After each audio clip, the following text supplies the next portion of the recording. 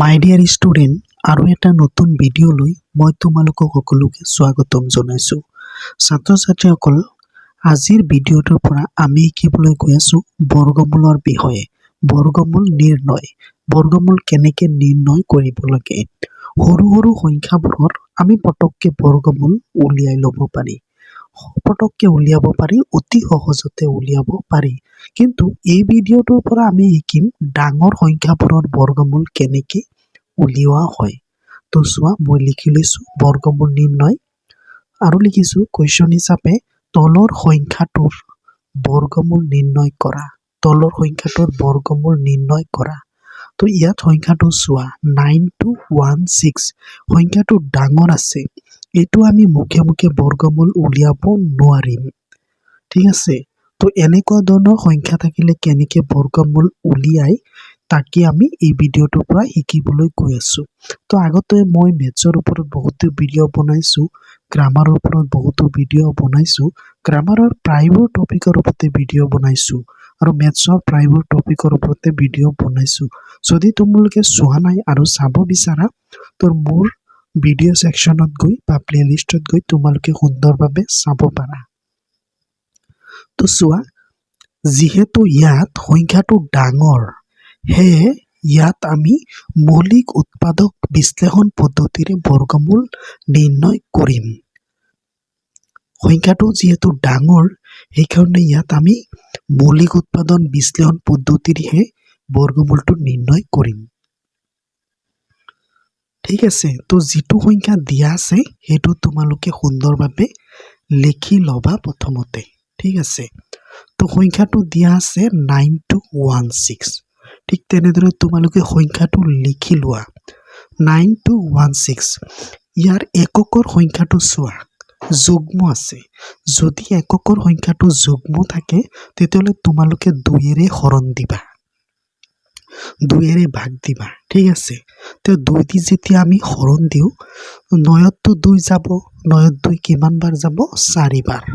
তো 4 বাৰ দিলে 2 4 গুণ 8 হৈ আছে আৰু 1টো বাকী থাকিছে।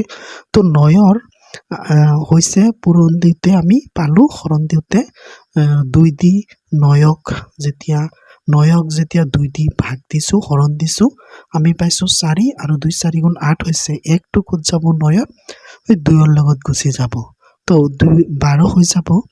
তো 2 6 গুণ 12। ঠিক আছে, এইবাৰ চোৱা, দুটা সংখ্যা আমি একেলগে ল'ব নোৱাৰি। প্ৰথমত আমি দুটা সংখ্যা প্ৰথম গড়টোত যদি নিমিলে তেতিয়াহ'লে আমি দুটা সংখ্যা ল'ব পাৰি, তাৰপিছত ল'ব নোৱাৰি। তো 1ত 2 কিমান বাৰ যাব? এবাৰো নাযায়, এবাৰো নগ'লে মানে 0 লিখিবা। ঠিক আছে, এইবাৰ 1টো 6ৰ লগত গুচি গ'ল, লাষ্টৰ সংখ্যাটোৰ লগত 16 হ'ল। তো 16ত 2 কেইবাৰ যাব? 8 বাৰ। আকৌ চোৱা, ভাগ দি আমি কি পাইছোঁ? 4608। ইয়াতো শেষৰ সংখ্যাটো 8 আছে, মানে যুগ্ম। তো এইবাৰো আমি 2ৰে ভাগ দিম। তো 2ক 4ক 2 কেইবাৰ যাব? 2 বাৰ। 6ত 2 কেইবাৰ যাব? 3 বাৰ। আৰু 0ত 2 কেইবাৰ যাব? 0 বাৰ। 8ত 2 কেইবাৰ যাব? 4, মানে 4 বাৰ।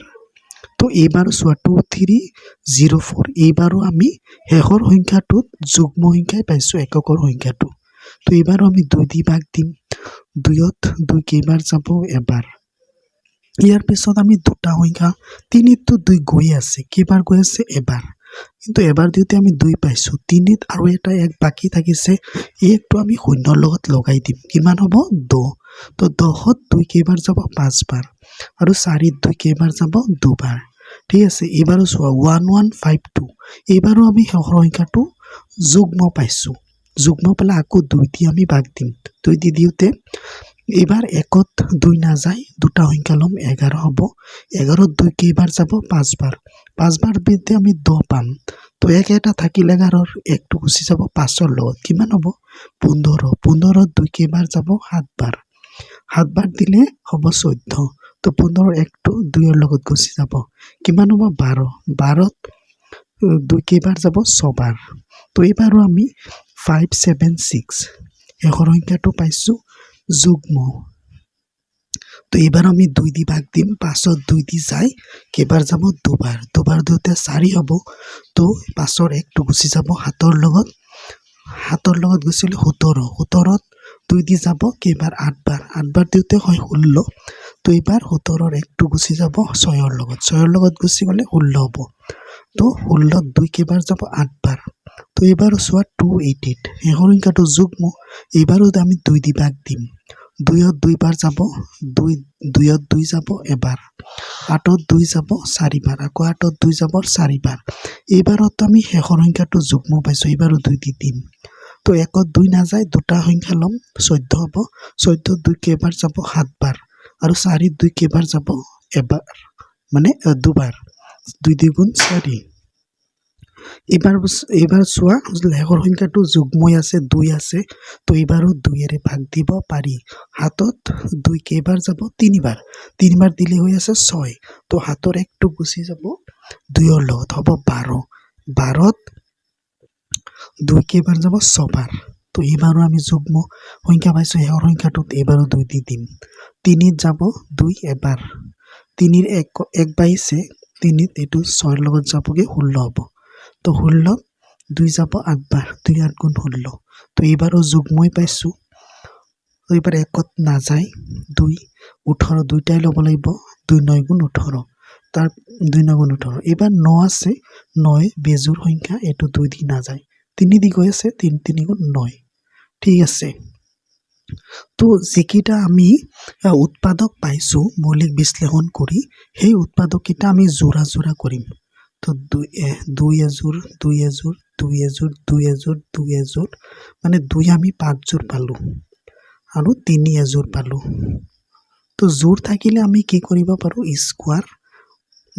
স্কোৱাৰ দিব পাৰি সংখ্যাটোৰ ওপৰত তো 9216ত 2 ওলাইছে 5 যোৰ তাৰমানে স্কোৱাৰ দিব পাৰি আমি 2 square 2 square 2 square 2 square 2 square square মানে যোৰো বুজায় মানে 2 দুটা আছে স্কোৱাৰ মানে দুটা থকা বুজায় 3 স্কোৱাৰ 3 স্কোৱাৰ ঠিক আছে তো আমাক উলিয়াব দিছে বৰ্গমূল ঠিক আছে এইবাৰ আমি বৰ্গমূল চিনৰ ভিতৰত 9216 লিখিব পাৰি তো ইয়াৰ ইজুকলত আমি কি পাইছোঁ সেই উৎপাদককেইটা সমানে আছে হয়নে নহয় তো এইকেইটাও আমি বৰ্গমূলৰ ভিতৰত নিলোঁ তো চোৱা সকলোৰে ওপৰতে স্কোৱাৰ আছে তো স্কোৱাৰটো আমি হোল কৰিব পাৰি হোল স্কোৱাৰত নিব পাৰি গোটেই কেইটাৰ ওপৰতে আছে তো 2 পূৰণ 2 পূৰণ 2 2 পূৰণ 2 পূৰণ তাৰপিছত 3 পূৰণ হোল স্কোৱাৰ কৰিব পাৰি তো এইবাৰ আমি গোটেইকেইটা